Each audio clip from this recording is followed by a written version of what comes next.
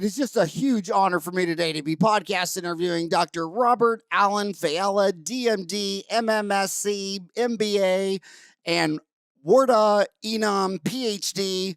My gosh, this is going to be a fun show. I got Robert here. He's the greatest. I got Wardah here. She's the latest. Ladies first, we'll introduce Dr. Wardah Inam, PhD, is the CEO of Overjet, the leading provider of AI solutions for the dental industry to help improve patient care. She has been ranked among the 32 most influential people in dentistry by Incisal Edge. Prior to founding Overjet, she led product management at a Silicon Valley-based healthcare startup, QBio, working on biomedical imaging. Before that, she was a postdoctoral fellow at MIT Computer Science and Artificial Intelligence Lab, where she worked on remote biomedical sensing using machine learning on wireless signals. She received a PhD from MIT, where she developed AI-powered microgrid technology. This work received widespread recognition, including National Geographic covering it as a breakthrough that could transform the way we power the world. She has corporate experience in GE and Apple and is a recipient of the MIT Graduate Woman of Excellence Award. My gosh. And you got your PhD. You also went to Sloan School of Management. I mean, my God. And then we have Robert Allen Faiella, DMD, M.M.Sc, MBA, is the Chief Dental Officer for Overjet, a leading provider of AI-powered technology in dentistry.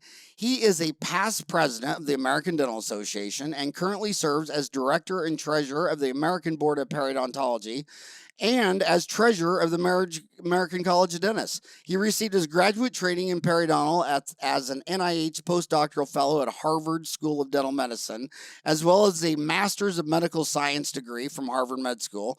He also received his Master's of Business Administration at MIT Sloan School of Management. I don't even think I'm smart enough to interview either of you two. I think you guys should just have a discussion among yourselves, and the idiot from Kansas will just sit back and watch. I mean, my gosh. And Robert, how did you get talked into this? I mean, you're the guy with the resume a mile and a half long. What got you? And you're a periodontist. Are you going to tell us that AI is somehow going to make me? Will it prove that flossing is real? I know the New York Times said there was no data for flossing, so I assume you entered this project to prove with AI that flossing really works. Was that your deal? Well, not so much about flossing because I already knew that, Howard. So, but one of the things that I feel is really important is the fact that, the transformation toward digital dentistry and electronic communications really started back in the early 2000s when the electronic record started to move into the dental space. And with the electronic record, people started then engaging in as well claims submission electronically, electronic imaging. And so all of that started back in the early 2000s, and it's just been growing since then, now to the point where people are engaging CAD/CAM planning for prostheses, three-dimensional printing, and AI is just a natural sequence to that because of the amount of data that we're capturing every year and the number of data points, which we never have an opportunity to really utilize other than to collect unless when the patient is sitting right with us at the point of service. So with that, the opportunity to then tease out information that we never could see before beyond our own cognition and be able to use that in ways that are very meaningful for not only the patient, but also to stratify their risk in the treatments that we provide. So it seems like the first thing of AI, and you might want to talk about what is the difference in AI and machine learning, but it seems to me like it's a more of a graphic technology. I mean, I don't know, but when I read it, it looks like AI or machine learning, and not sure what the difference is, but that it reads graphics, which is why insurance companies and radiology are looking at it to read CAT scans, MRIs. Everyone was talking on Dental Town about there was a person resubmitting the same X-ray over and over for a root canal, and she got busted for it and went to jail. So I can see how the insurance companies could use it for images, but do you think this is really going to assist diagnosing and treatment planning? So absolutely. To your first question of, what is AI and what is machine learning? So think of AI as a buzzword and think of machine learning as a field of this big buzzword of AI, which encapsulates machines having more intelligence. But machine learning is now where you start developing different techniques to be producing this intelligent or encoding human understanding into models. So it is the same, you could use them interchangeably. You could use AI as the main buzzword, and then use machine learning for the techniques that you utilize here.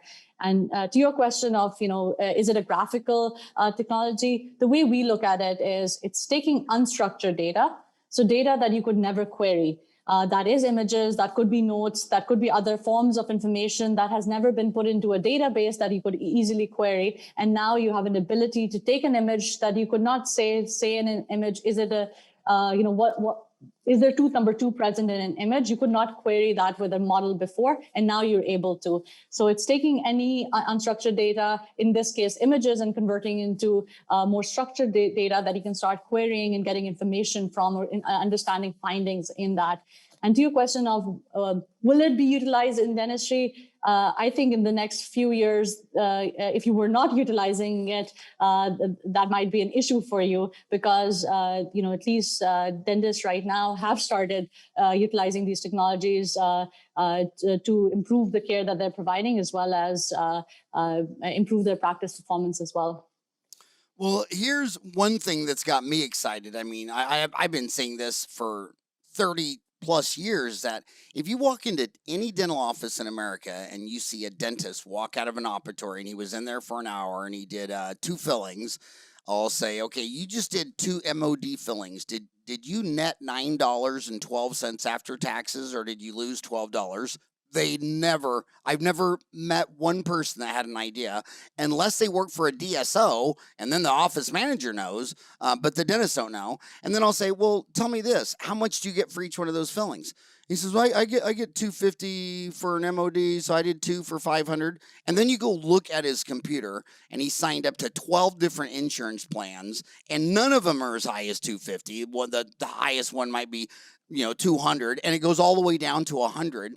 And I'm trying to think of, imagine being 7-Eleven and you sell a bottled water and you don't know what you buy it for, but you sell it for 12 different prices. And I mean, this is the biggest advantage of a DSO, is that they know their numbers. And this is a problem, because in dentistry, all these dashboards have taken off where they're taking data. Do you think AI someday will be able to take all your information from Quicken or QuickBooks Pro, or I use Peachtree Accounting, and then your Open Dental Practice Management software, and actually be able to tell you, hey, dude, you're scheduled to lose $50 next hour doing 2 fillings for $100 in a room that cost you $200? Do you think that's around the corner? Well, I think it's definitely around the corner, and it's actually present. Funny thing about, somebody said one time, machines are dumb but really fast. People are brilliant but slow by comparison. It was really kind of an interesting quote. And I think, there'll never be one or the other without both, because I think clearly, be able to do things at scale manually would be very difficult to do. So you may sit down and figure out all of those metrics that you have for your practice. You can try to calculate all of your discounted rates based on the different insurances that you work with. But I think machines can do that very, very quickly. They can pick up the patterns. They can give you the utilization rates and a variety of other KPIs that you have in your practice, as well as to be able to look at scale across your patient base at things that you can query, as Wardah had mentioned. So there are many things that AI can do, and more every year, because machines get, in machine learning, and particularly in deep learning, the models with more input, the more data they see, the smarter they get, and the more information and more patterns they can pick up. And so it's a very interesting combination. You know what? That was the most brilliant summary I've heard of that, where you say computers are dumb and fast and people are smart and slow. Well, I was reading and studying on this stuff and over Christmas, and my 1-year-old grandson, he touched the charcoal grill where we were charcoaling. He touched it one time and he pulled his hand back and he ran away. And I was there 10 days. He never touched it again. He had one data point, never touched it again. And from what I read of machine learning, you would need like millions and millions of data points before the machine would finally figure out, hey, don't touch the charcoal grill. I mean, is that pretty much it? That humans are really smart. He only needed one data point and never did it again, where machine learning would need a million data points. Yeah, I think there is. We will get better, and techniques are going to develop. So earlier, when you needed, say, millions, now that number is coming down as well, because the models themselves get smarter. So over time, there is a trend to start looking at more sophisticated models requiring less data as well. But you've nailed it in the sense that humans, what machines are good at is right now, which is a narrow form of artificial intelligence, which is doing one task well. So while your grandson might be learning X number of things from that task, machines are learning exactly what you're telling them to be learning at this time. So it is a lot has to do with the human input that is being provided, that they're learning from. So definitely, we're getting better, and machines are getting better, but we at this time, we cannot mimic the general intelligence that exists in human beings. Well, I have a lot of faith in artificial intelligence, because when I read 5,000 years of human history, I don't think natural intelligence worked out very well. So I don't know how they could do worse than that. But do you, if someone is listening to you right now and they're saying, okay, AI can help me diagnose and treatment plan an X-ray or radiograph, how could someone use that today? I mean, where would that be available? Is that with one of the major CBCT machines? And by the way, the CBT machine, I bought mine from Carestream, no financial connection there. But it was really a humbling experience to be sitting there with, when we got it, there was 3 docs in there. We're all around 55 to 65. And there wasn't one CBCT where we were staring at it thinking, what the hell's that? I felt like I was an astrologer saying, that looks like Pisces or Virgo, or I mean, there's just no way you could really read that. But how would a dentist utilize AI in reading a radiograph today?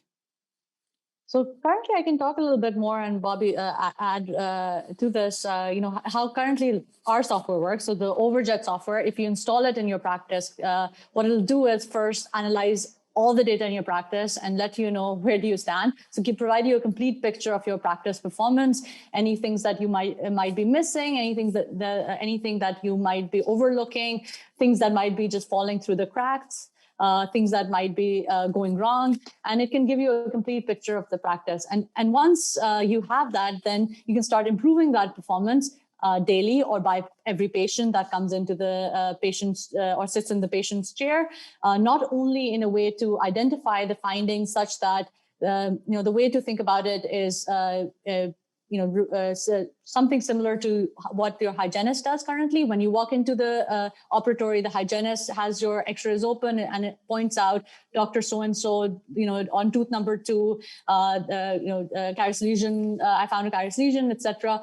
The same thing the machine can do as well, or Overjet software points out what is present in the findings, and you can now have a summary of what's present, quickly look at it, make an assessment, and then use that visualizations that exist to communicate better to the patient as well, for them to better understand or get more informed about what's happening in their mouths, rather than seeing a gray and white image that they might not know, or try to squint whether there is a darker area or a darker spot that you might be pointing to. So it helps in the patient experience, as well as the dentist's ability to be conveying to the patient better, and them getting more informed and making their decision. So let's start with your features. And by the way, this is not a commercial. I asked them to come on the show, and it took a lot of time to talk Robert into it. He said, I just can't stoop that low. Look at my resume, dude. You're from Kansas.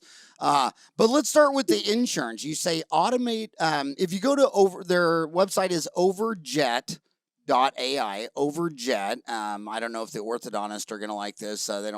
They usually fix overbites and overjets, but did you name it that just to rub orthodontists the wrong way? And why didn't you go with overbite instead of overjet?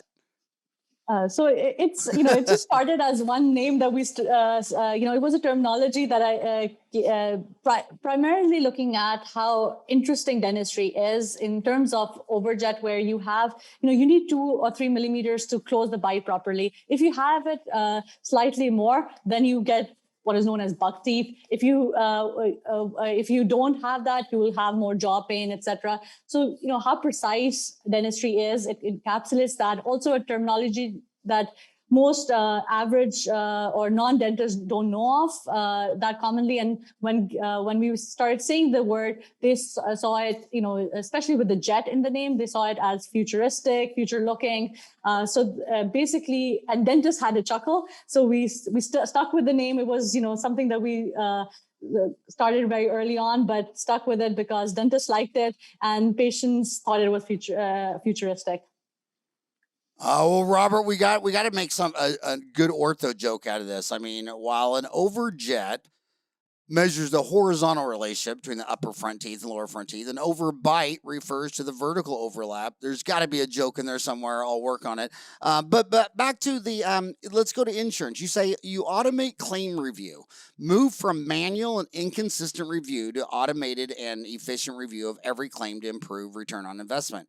It decreased costs, replace manual cost review by automatic review, reduce appeals, provide consistent, accurate, and quantitative review, increase scale, review all claims versus only outliers, reduce turnaround time. Is the insurance, was that your first big application for the company Overjet.ai? So the way we started it was looking at where can this technology be applied to help improve patient care. And what we realized was that insurance was dealing with a huge problem, that is reviewing significant amount of claims. They could not get to all the claims, so they were spot checking claims and denying claims with inconsistency. And here the idea was, if you could actually provide a consistent review, be able to quantify the findings that existed, could you help improve the review that was being done, and in the end to make sure that the right treatments get done and the wrong treatments get denied. And here we started off with the insurance use case, primarily because for the insurance or any insurance company, it is a data company. They're making all their data or all their decisions just based on the data. So it helped us. We had all the information that the insurance company had when they were making a decision, and technology could help review a lot of the data very, very quickly and make more consistent recommendations with which you can actually help improve the provider-payer relationship, such that any claim that is being denied, there is a justification for it, rather than it gets denied and then there is an appeal. So that we saw it as a very important application and something that it has gotten adopted. We're working with multiple payers right now who have fully automated their claim review process when it comes to claim acceptances, and the denials are getting reviewed only. And so this has gone into production last year, and now and we're scaling up and entering more insurance companies as well. So everything you just said was more for the insurance company side, right, than the dentist side, right? Yes. So, yes. so is that your or any of the major dental insurance companies your new customers, not like Delta, Blue Cross Blue Shield, United, any of those? You've named some of our customers and others, names that you might have heard of as well. So we will be starting to, this year we'll be disclosing some of the names. But every major insurance company is either using this technology or is looking at using this technology. But we are not just limited to insurance. That was our first application. But in the end, the dentist is who provides the care, and we provide solutions for dentists as well. And I think Bob could speak more about the solutions we're providing for the dentists. So I really what got me to call you was that amazing article about Overjet, a Harvard and MIT dental tech startup applies AI to improve oral care. and published in none less than Forbes, talking about amid the vigorous debate about the state of the U.S. healthcare system, the glaring inequality in dental care among Americans is understated. The New Republic reported that in 2017, over 100 million individuals in the U.S. lacked any dental coverage. The lack of insurance makes it cost prohibitive to get care, even for those who do have insurance. The average annual cost of visits in 2012 was $745. The price is guaranteed to have increased, blah, blah, blah, blah. But what did you think of that article, and did you like it? The article was great. I thought it really captured where AI could be of extreme benefit to the dental profession. And everybody reads occasionally in the newspaper, or on television, there's some I-team which will show, oh, somebody went to a dentist and they got one treatment plan from one dentist and they got another treatment plan for another dentist. They point out the discrepancy in the cost and they say, gee, how can this be? It's the same person. How can they have so many different options? Well, it's because every condition warrants maybe one or two or three different options for the patient. You can give the one case scenario where you're going very aggressively at treating all the disease they have, and then you have another person that may watch certain areas, treat certain areas. So if we can come together and really figure, if you have a certain criteria, and the intersection comes between payer and provider.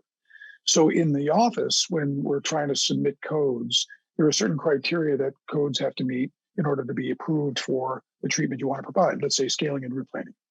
Certain amount of bone loss has to be present, certain number of teeth have to be involved.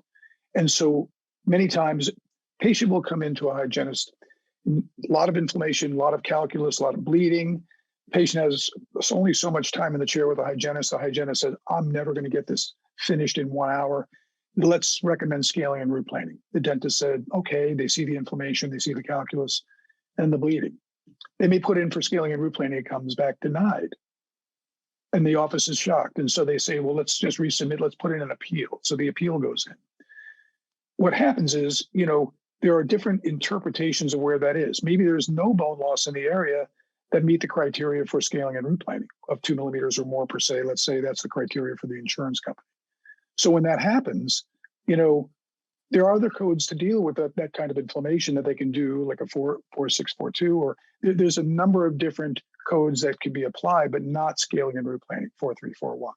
So one of the benefits of AI is when we look at scale, patient comes in that day and you use the platform, all of the x-rays that are for the patient are up on the dashboard.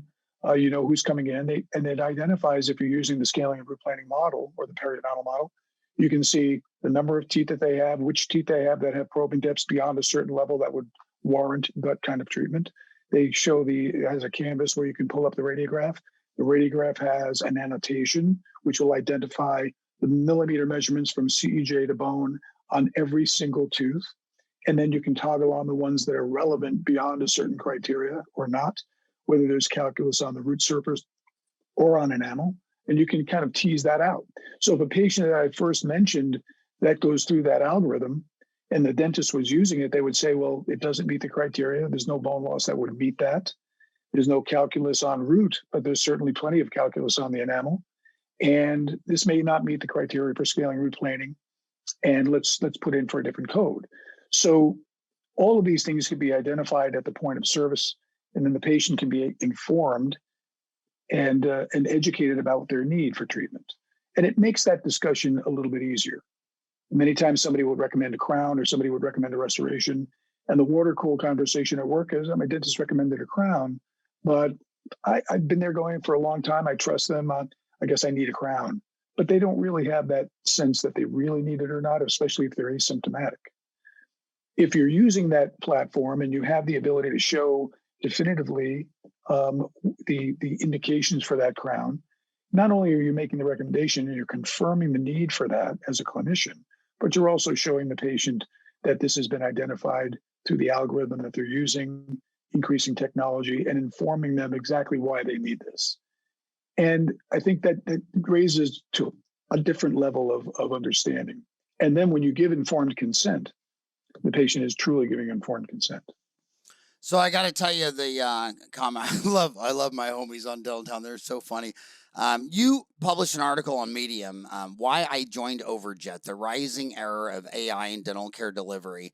And I loved your article. And you said that you had come to the realization that dentistry is at the forefront of a transformative change in our ability to deliver care in an enhanced and efficient manner. So it says, why did I join Overjet?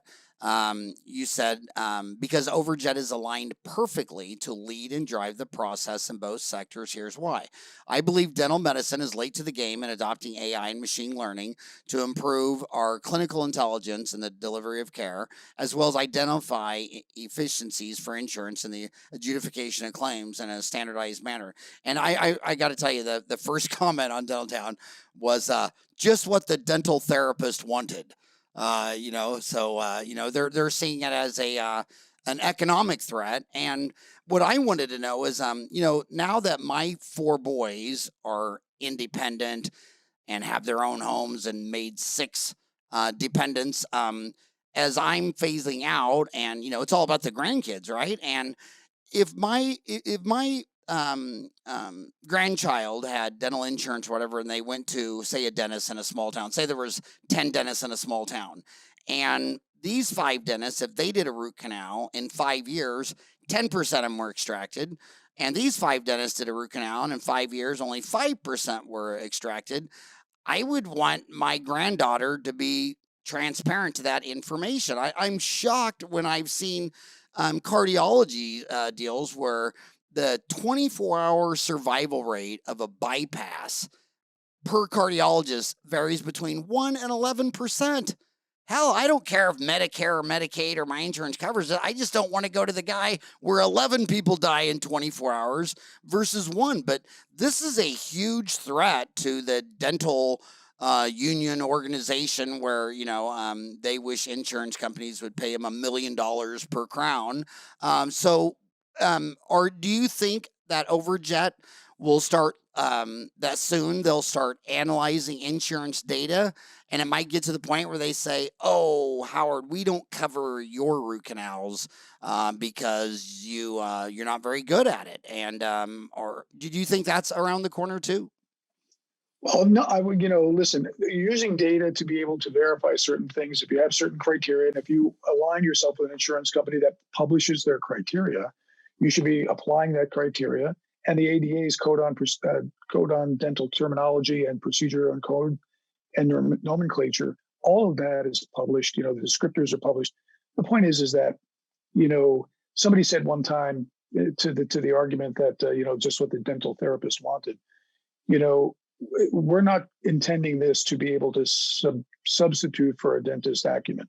Your clinical acumen is still there to verify the presence of disease, to recommend informed consent to the patient with different options they have for treatment, the indications for why they should or should not do it, what the risks are, and what the benefits are. And somebody said to me one time, you never pay an anesthesiologist to put you to sleep, you pay them to wake you up. And because it's the acumen you have when there's a complication, when there's something that's different, that will be able to verify and then solve that issue iteratively. It's not just a sequential sequence of, yes, this is what you need to do. Yes, this is present. Let somebody do it. So, we can talk about policy all day. The fact is that this is meant for insurance companies to understand, to decrease their clinical team's variation and interpretations of certain, and align with their own clinical guidelines, and make their teams a little bit more cohesive in the way they interpret certain things. Now, they always need that clinical team because sometimes you're right on the fence. If you need 50% or less bone to deny a crown, let's say, because there's 50% or less support, it's an extraction. What if it's tooth number 19? So the patient comes in, great bone on the mesial, 17 and 18 are gone, and there's a lot of bone loss on the distal. There's no furcation involvement. The tooth is stable. They may say, there's some loss on the distal, the tooth is stable, there's no furcation involvement, great bone on the mesial, will allow for that because it's the last molar in that area. So they have to make certain clinical decisions within their guidelines and their policies. So there are some times when any time something is denied, they really need to take a hard look at that and see whether this is an indication for acceptance or denial, or they require more information. So this isn't something that I think we're intending to have any negative effect. This is to help people deliver care and advance patients' care. And I'll add to that, the way to think about it is, and for anybody who's worried is, if you're submitting the right claim, it should never be denied. And it should be, and the speed of reimbursement should be even faster. If you're submitting a wrong claim, then it should go through a review of the 2 weeks review, et cetera, that goes through. But the right claim, going through the process that currently exists is not the right process for it. So for the people who are a little worried about it, it basically helps to ensure that the right claims get paid, not only every time, but also much faster, because human review takes much longer than a machine review. And secondly, if you think about in the practice, rather than every practice we've entered into, and this is, some of the best practices in the Boston area with, all the Harvard professors, et cetera, who are doing it very thoroughly, everything. Even in that, there's so many things that fall through the cracks. And we find significant amount of improvement in not only the care that they provide, but also their revenue because of the treatments that are just going miss or they're missing out. For example, periodontal disease is completely underdiagnosed when it comes to dentistry, especially periodontitis. If you look at, say, the amount, and CDC says it, there's a lot of work on it. And now the reason is, or the discussion is why that happens. A dentist does so much in a practice that some things just get missed. And this is an opportunity to make sure that the right treatments are getting done, because the right treatment is not just about revenue. It's about the patient care that it provides well or improves. So I think people who are looking at the technology, I would encourage them to go on the website and sign up for a demo. They can actually see how it actually helps the dentist in this case to improve the care, improve their revenues, rather than the other way around where it's going to replace them or hinder their production. One of the things that's most difficult about dentistry is we sell the invisible. I mean, when you buy an iPhone, you know what it is, a bottle of water. I'm a health food fanatic, so it'd be like a Big Mac fry and a Coke. I mean, I know exactly what I'm talking about. But when a dentist looks at you and says you need 4 cavities, Robert knows this. I don't know if you probably weren't born when this came out, but I mean, the Pulitzer Prize winning William Eckerberg back in 1997, February 97, wrote an article in Reader's Digest that said how dentists rip us off.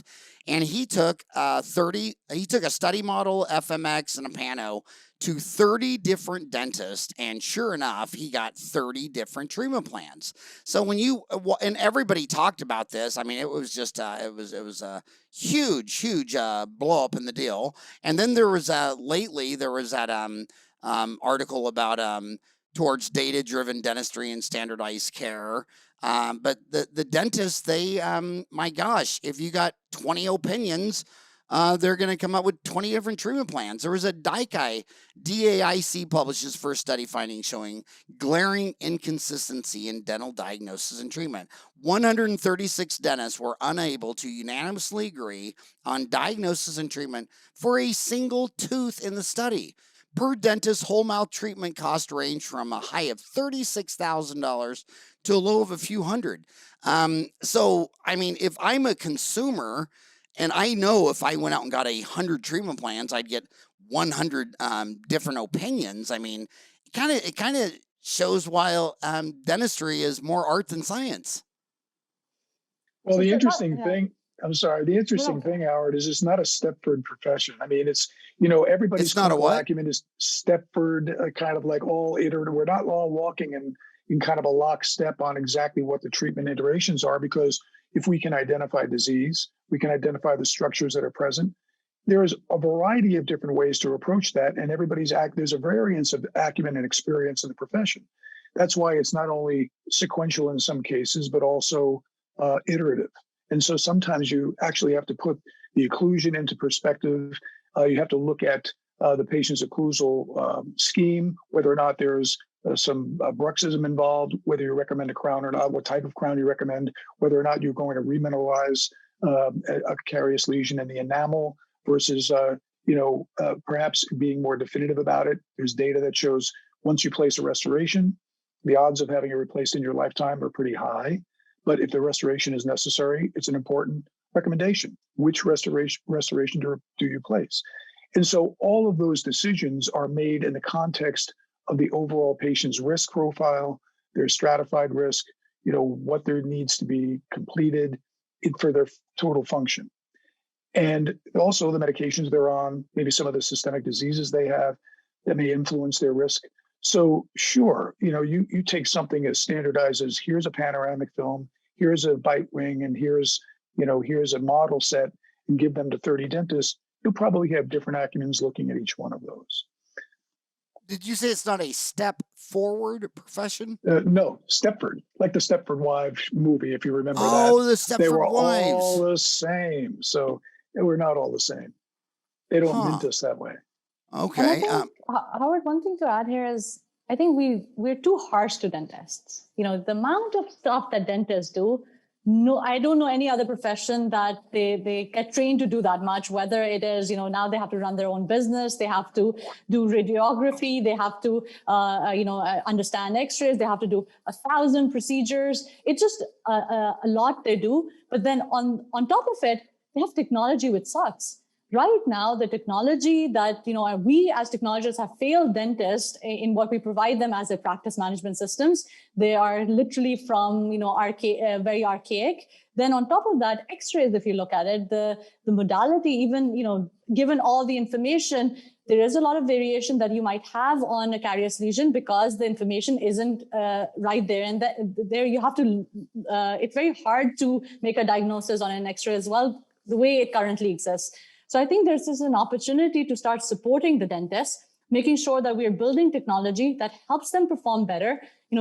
Dentists are one of the smartest people that exist in at least, they get into dental school, they're working hard, they're providing so much, but it's the technology here where I think you can have a lot of improvement and helping support them to do their job better, rather than, looking at a particular one study or the other where you might have variation, and the variation does exist. And we've done a lot of studies on that as well. And that's how Overjet started as well. I changed my dentist, went to a new dentist, and got a treatment plan, which was very different, and started looking at why was the case. As a patient, you end up going with the dentist who is recommending the less or the least amount to you, but that might not always be true. So there is an opportunity here to make it, to your point, make it from an art to a science, make sure that there's evidence behind every decision, but provide the dentist the technology so that they can provide the right care as well. Because again, we're asking too much of dentists right now. Nice and well said. Dr. Faiella, in 2013, you were in the ADA news about when Congress was doing the Patient Protection and Affordable Care Act and all your views on that. That was 2013. So let's roll forward to 2021. And since I took geometry, I know that's, well, I don't know the answer to that. I'd have to get out a calculator. But now it's 2021. And Congress just passed the McCarran-Ferguson antitrust exemption, supported the repeal of the McCarran-Ferguson antitrust exemption for health insurance companies. Do you see, what are your thoughts on that? I haven't seen you write up an article in the ADA about that, but what are your thoughts on this now? Well, I think, that's something that we've been working on. We, the profession, the ADA, has been working on for a long time. McCarran-Ferguson, I believe, was passed first in 1945, I believe. But it was, it provided the insurance companies to be able to share information that dentists can't share. So in some ways, it was a way for us to level the playing field in terms of the ability for dentists and insurance companies to work in the same manner with regard to discussing certain issues. Now, in point of fact,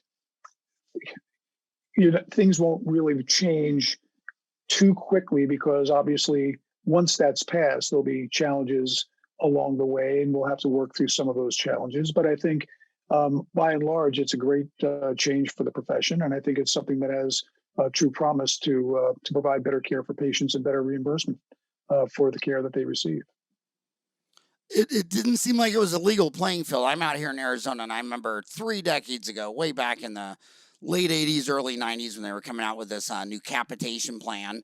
And these 3 dentists at a small town Arizona were writing letters to each other saying, well, if they don't pay us at least this much, I'm not going to do it. But then the 3 of them wrote a letter to the insurance company thinking to start a conversation, not knowing this is completely an illegal conversation. And oh my God, they got spanked so hard.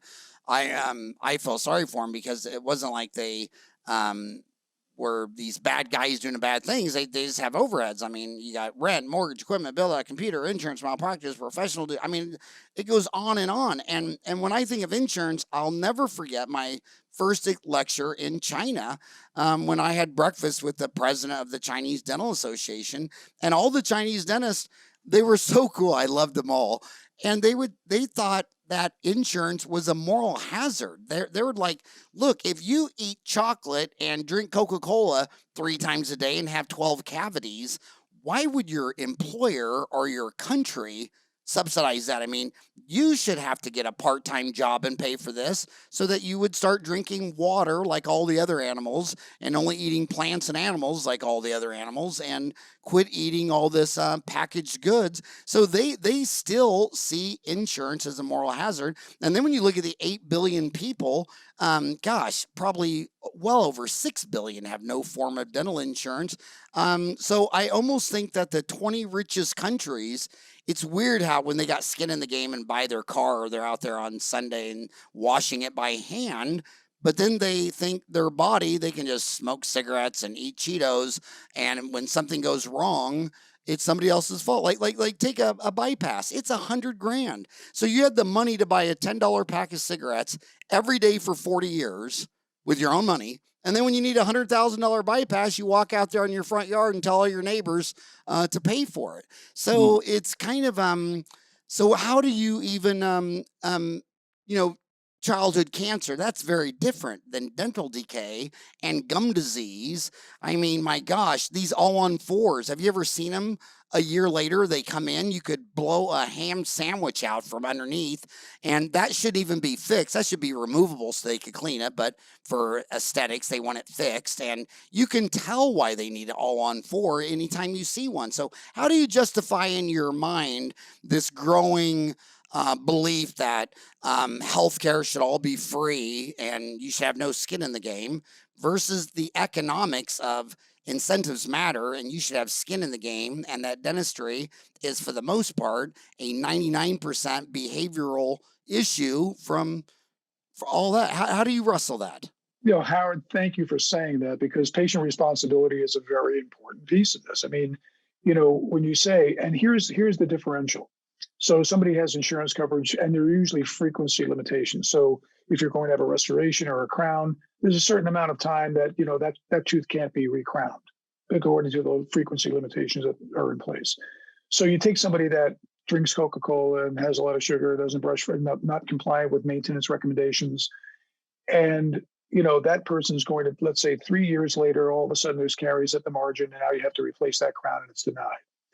But what about the person who doesn't drink the sugar and the Coke and eat a lot of carbohydrates, and that does take good care of themselves and is compliant but has diabetes? So that patient's stratified risk is a lot higher because of a systemic condition rather than a self-induced, condition, because that's a choice of the lifestyle. So with something like that, benefiting at the level where stratified risk and somebody that has a systemic condition that is known to have shared risk factors would be something that would be really beneficial, not only for the patient, but also for the clinician that feels obligated to make that recommendation that this be changed because of the condition that they have. And we are really hard. Dentistry is the only I like to say dentistry is the only profession that tries to put itself out of work every day. I mean, we would love people to be compliant. We would love people to come in and never have a problem. But that doesn't happen because they're obviously, unless you stick your head in a notobiotic environment in a bubble with no bacteria, you'll have plaque in your mouth. You will react to it sometimes in things that are not controllable. pH of your saliva, the proteins that are there, temperature under the gum line, your immune system, all genetically influenced. And some people have more than others, and how they react to the bacteria is something different. So, those are the things that are on the table for discussion right now with medical dental integration, and how can plans then benefit people who have significant non-communicable diseases that are significant to their life, and four top ones, for globally are the greatest killers. Cardiovascular disease, cancer, diabetes. Those all have very, very, very typical connections with oral health. And so the more we can kind of tie that in, and then see if some plans can be stratified plans to optimize prevention rather than intervention, I think that'd be a helpful thing, not only for the patient, but for the profession as a whole. I'm going to ask you a wild, deep, crazy question that no one ever likes to talk about. And but as you get older and older and older, you have these reflections on how everything is just kind of crazy. It's like the people.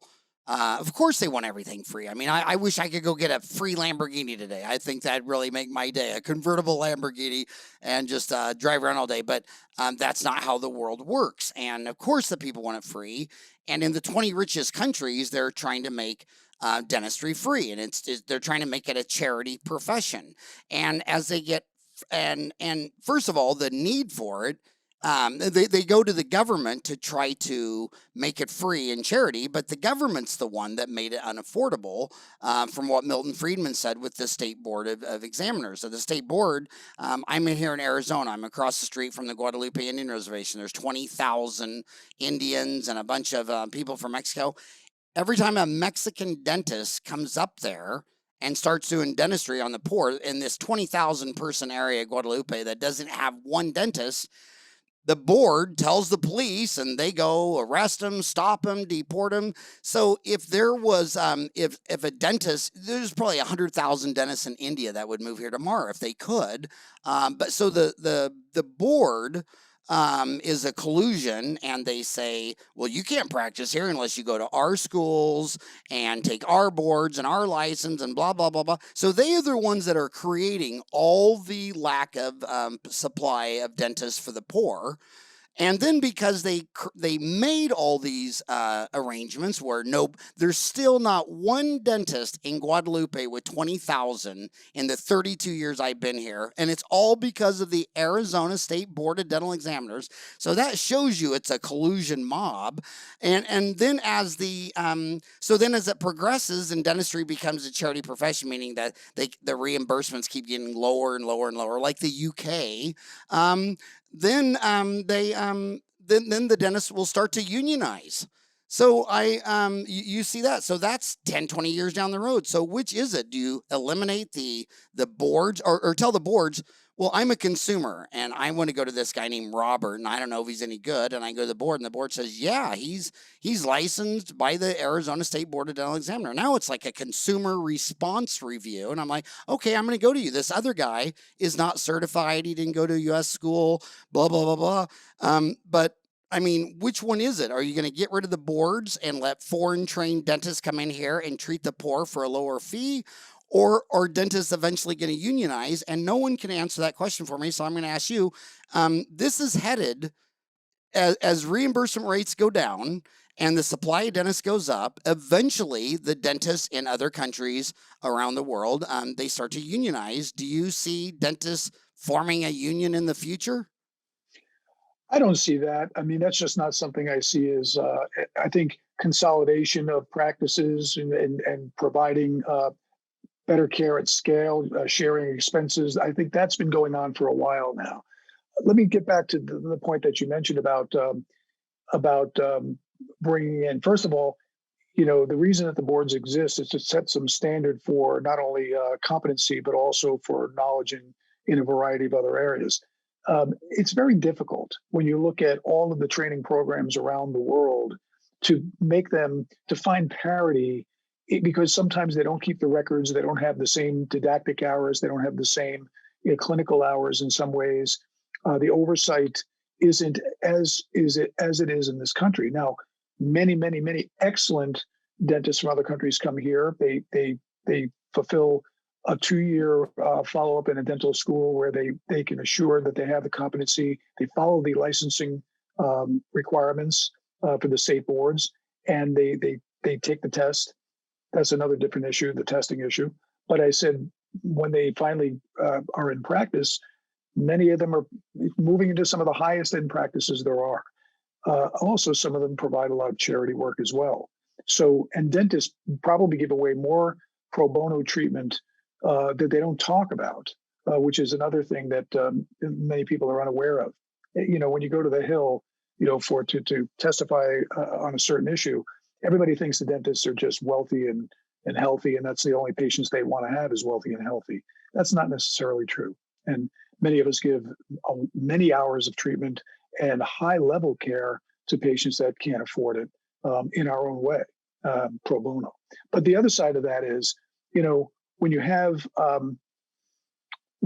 this requirement, everybody gets a sense that because the underserved are not being treated, it's not necessarily because of a lack of dentists to population ratio. It's a distribution issue. I mean, a lot of people want to live near the coast in the big cities, and a lot of people don't live in the middle of a very rural area where there's a low density, and it's going to be very difficult to maintain a practice. And so, federally qualified health centers in health shortage areas, rural medicine and dentistry, are serving a lot of need there. But I think in terms of the discussion about giving everything away for free or having nationalized healthcare, the one thing I think about that is it's kind of a monopolistic model. So everybody knows about monopoly is when you're the largest, provider of goods and services. Monopsony is when you're the largest purchaser of goods and services. And when the government becomes the largest purchaser, people move from private roles to public roles. That increases drive time and wait time for the patient on the medical and dental side. And then they exert market power by decreasing reimbursements. In Britain, the National Health Service provides a lot of benefit, but there are many dentists that also move toward private practice because every year their quota goes up for the number of people they need to see and the reimbursement goes down. And so there are some dentists that have iterated to me that they find that very difficult. I mean, so there's a lot of different ways to look at it. I think we have to, many of the things that I was involved with when I was president, the Action for Dental Health, which is now law. I announced that at the National Press Club.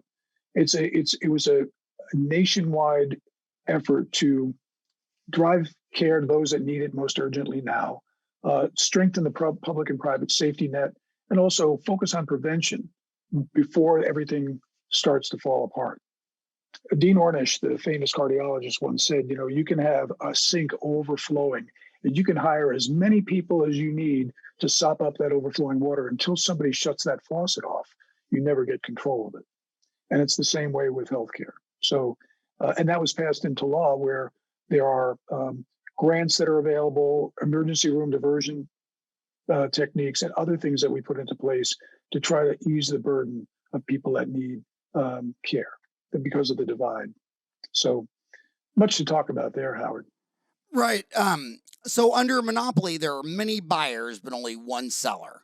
And on the other hand, a monopolistic competition, there's what is the best way to explain that? So if there were 10 companies in a community and you're the only person that lives there that's going to buy their goods and services, you can pretty much drive those prices down pretty easily. So I think that, it's kind of a similar kind of analogy on the other side. The monopoly, you're the greatest provider. If you're a monopsony, you're the largest purchaser. And if you're purchasing those services, the providers are going to have to accommodate you in some way. And sometimes, and I know there have been some dentists that actually are providing in some of the programs, are providing care. They're in their own pocket to provide the care. The reimbursement doesn't match the output for their overhead to make it. So that's why some people leave certain programs, not because they don't want to provide that care. It's because it's not funded to the right level to even let them break even. In my view is every dentist should just keep one eye on the patient and one eye on cost, because if you don't use your talent to drive down cost and make dentistry faster, easier, higher quality, lower cost, more affordable, then humans won't have the freedom to afford to keep their teeth. That's why I like DSOs, because I lived in Arizona for 30 years, and on a Sunday, if you fell off your bike and broke your front teeth, you'd find 3 mermaids on a unicorn before you found a dentist on Sunday. And now that there's DSOs, guess what? The only 3 publicly traded DSOs have hours 7 to 7, 7 days a week. 2 in Australia, 1 300 Smiles, Pacific Smiles, and then in Singapore, Q&M. And now I'm seeing 7 to 7, 7 days a week. And that's what my grandchildren need. Now, their lazy, fat dentist dad, grandpa, never worked those hours. And so I want it's like why I joined the ADA and the AGD and anybody who's fighting for dentistry. I mean, I like competition. But if my homies, they're usually listening to this on the way to work. They got an hour commute. And if you're on the Stairmaster for an hour, God help you. I don't know what got into you, but just stop doing that. You know you hate it. But if they go to your website, overjet.ai, what are they going to find? And how is it going to help them in their practice today? So yeah, what they can do is if they go on the website, they can schedule on the right-hand side, there is a schedule demo button, or depending on whether they're looking at a phone or not, it might be in the center for them. So this schedule a demo, they can see how the software actually works. And then installing in their practices as well. As you mentioned, DSOs are the ones who are looking at this technology probably even faster than the individual dentists are, because they see the value in it, in looking at improving the practice performances. So currently, all major DSOs are engaged with AI in some form or the other, and it's an opportunity for the individual dentists to start utilizing the technology to help improve their practices as well. And to your point of looking at the revenues and the costs that are coming in, as well as the care that is being provided, to make sure that they're doing a good job. It's so funny. I've been saying this for a long time, that if you have a new dental company, a new IPO, and it just makes total business sense, go to the DSOs, man. They will sit down and listen right away. But the dentists, it's always about clinical dentistry. And that's why I love my homies. I mean, they're like chefs. They just want to be in the kitchen cooking. They don't want to know what the table turnover is and all that kind of stuff like that. And to make the case in point, today I have 2 meetings.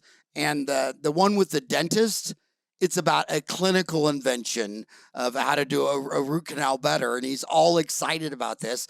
And it's so funny because I guarantee you the guy doesn't even know what his overhead is during a root canal. He doesn't even know how many different fees he charges for. But I think this is going to be a big boost to dentists. DSOs, and I hope that you, this is my selfish take on this deal, but you have it for the insurance, you have it for the practices, you talk about on the practices, again, it's clinical outcome, it's improved patient care, it's increased treatment acceptance rate, it's automated administrative tasks, but I just can't wait till it just takes all the information out of your accounting software, and then takes all the information at Open Dental, which is the only open practice management platform, and that's the only one growing the fastest with no advertising whatsoever. I know Dentrix is the market leader because Henry Schein's so huge. I know EagleSoft is the next one because Patterson's so huge. But if you look at growth rates, Open Dental is exploding. And I would just love it if when my receptionist, you call up and you schedule to have your 2 fillings done.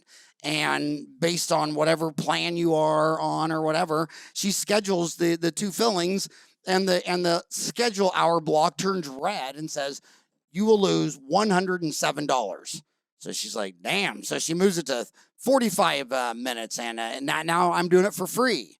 And then she moves it to a half hour, and now I'm making a Benjamin, because I swear with dentists, no matter how much time you schedule them for the procedure, they'll consume it all. Like if I got an hour to do like the small filling, I'll wait, the assistant will have to beat me 10 times before I go in the room, and then I'll go numb it up and go back to my office and drink another cup of coffee.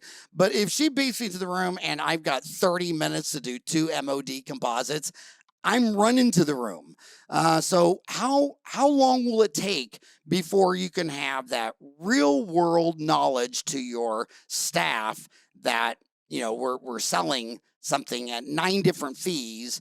Are we going to make money on this procedure or not? Because that's what the DSOs are doing. They're figuring that break-even point out. Do you think the individual dentist will be able to have the same technology as a DSO with 500 locations? No, at least the way we look at it is it should be the right patient care that is being provided. Like number one, it's the quality of care that is being provided to the patient. And number two is, making sure that you're doing it in a way that you're making, it makes financial sense as well. So in this case, absolutely, you can definitely determine, basically you should not be making, the other flip side of the source is also, you're sometimes making decisions which might not be in the right interest of the patient. And now they're moving more towards providing, or there are DSOs which are moving towards ensuring that the right care is always delivered. But I think there is an advantage to the fact that dentists are looking at patient care, number one, looking at financials, number two, but financials should be so easy, as you said, automated in a way that they don't have to think about it every day. They don't have to think about, what is my production every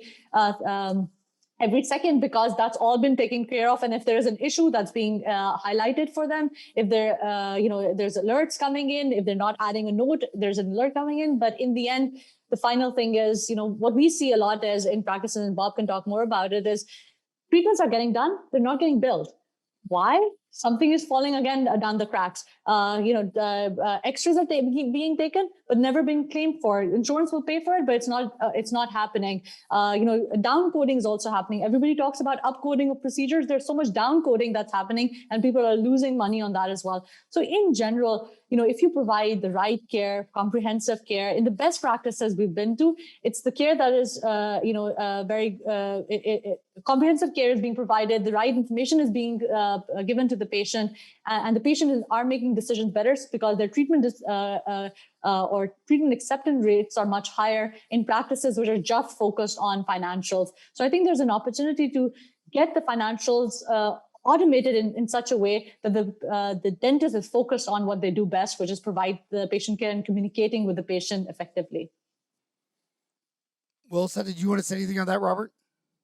Yes, I agree with that. I think the most important thing, the reason I said it was transformative in that initial Medium article, was because I think once the profession gets to a point where you can see things at scale and you're now utilizing the data rather than just collecting it, where the only time you look at that data is when the patient's at the point of care, I think that the profession will never go backwards. And to find that, and to have the biggest fear people have is that they missed something. Did we have something that we were supposed to follow up on? Was there a lesion that was there that came in and out on a busy day and we didn't get a chance to see that? Maybe we won't see them for another 6 months or 3 months or 4 months. So to be able to see that at scale, utilize that information, bring that patient back and get care delivered in a more equitable and efficient manner, I think that's the profession won't revert from that.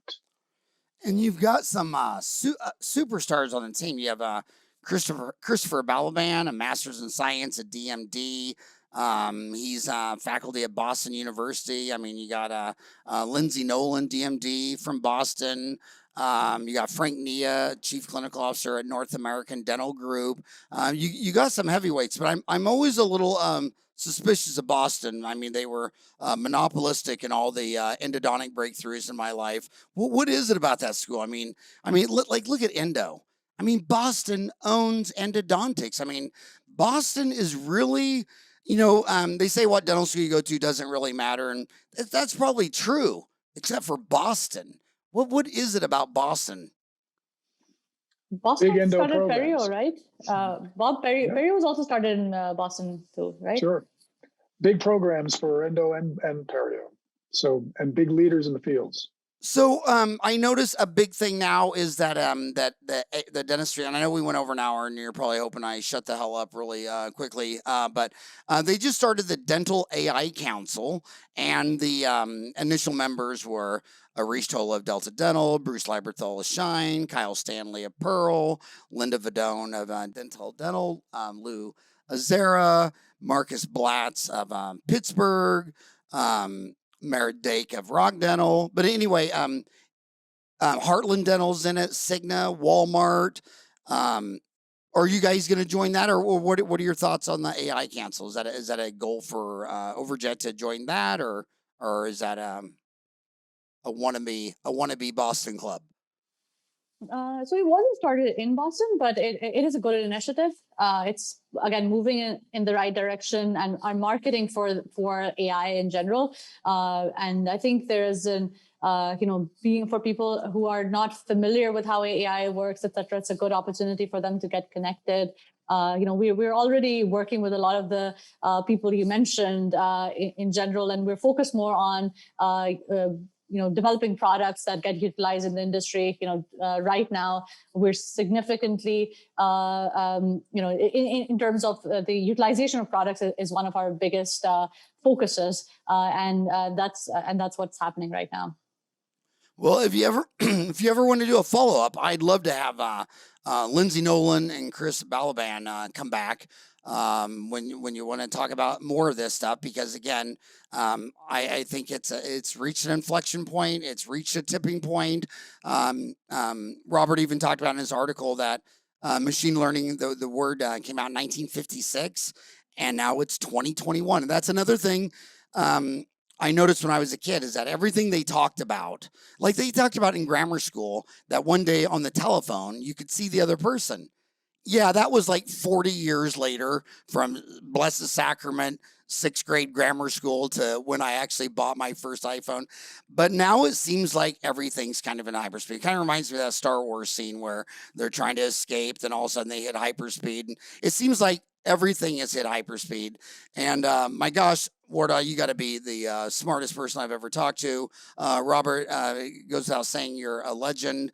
And I just want to thank you guys. You guys are busier than a one-armed dentist, and you took the time to come on the show and talk to my homies about all things AI. And I just want to thank you very, very much for coming on the show. And send your other two Boston dentists back if you ever want to talk more. And I encourage everybody to go to overjet.ai.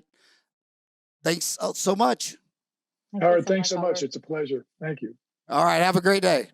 Thank you.